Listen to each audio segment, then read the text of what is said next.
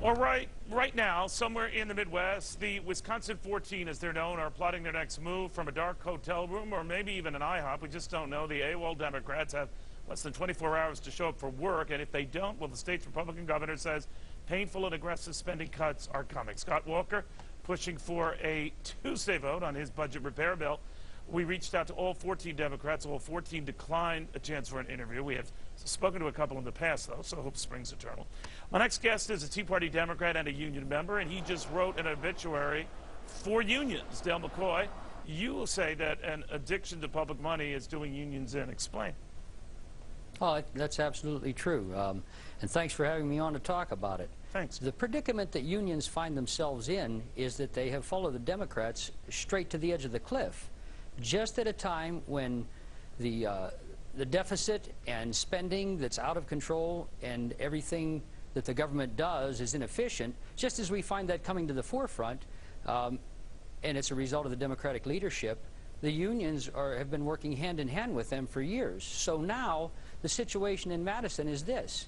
If the unions prevail at the next election cycle, the voters are going to take a terrible toll on those politicians who stuck with the unions. So you think, Dale, I'm sorry, but you think the way it's been presented in the media, even as late today by the White House, that this looks like an unfair attack on unions and that it will boomerang? I'm just paraphrasing. You don't think that will be the case? I don't think that'll be the case, and I'll tell you why I don't.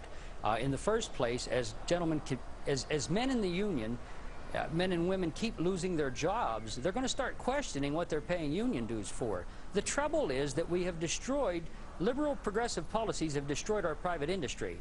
So as people lose their jobs, they start saying, well, wait a minute, what did my union do for me? Now, let me say, I am not against collective bargaining. I think it's extremely necessary. But in the public sector, it gets very tricky because you have two groups bargaining over taxpayer money. In the private sector, if unions overreach, they perish. In the public sector, if unions overreach, the taxpayer suffers. So how are governments supposed to get their budgets in order when they have these huge liabilities, these promises that they've made with somebody else's money? There has to be limits. So, Dale, when I speak to a number of your colleagues who don't agree with your position, they say that this is a witch hunt against unions and that Governor Walker, Wisconsin, to a degree, Governor Chris Christie in New Jersey, and some of these others, John Kasich in Ohio, are after destroying unions, not just reining them in, but destroying them. What do you say? I say that it's politics as usual. Of course they're going to portray it as a witch hunt, and of course they're going to portray it as the end of collective bargaining. The irony is, it may be, but it's because the unions have positioned themselves solely to be puppets of the Democratic leadership. So, well, do members feel that way, Dale? Do enough of them feel that way, especially now if these cuts go into effect in Wisconsin as soon as tomorrow, if these missing 14 don't get back and vote, then they're going to hold it out on the unions, or they're going to blame the governor? A percentage will blame the governor, and a percentage will blame the unions, and we'll see how that had a Republican landslide. How do you think it's going to go with these policies we have? We know the economy's not going to recover because we can't tax ourselves into prosperity. 2 years from now, there will be a backlash, all right. It's going to be against the unions and the Democrats. What I'm saying is the unions need to stand up and police their own, and they need to say, look, we understand that the entire American population is taking a hit here. We're in bad times. We're willing to do our share. And I think that what Governor Walker has proposed up in Wisconsin is not totally unreasonable.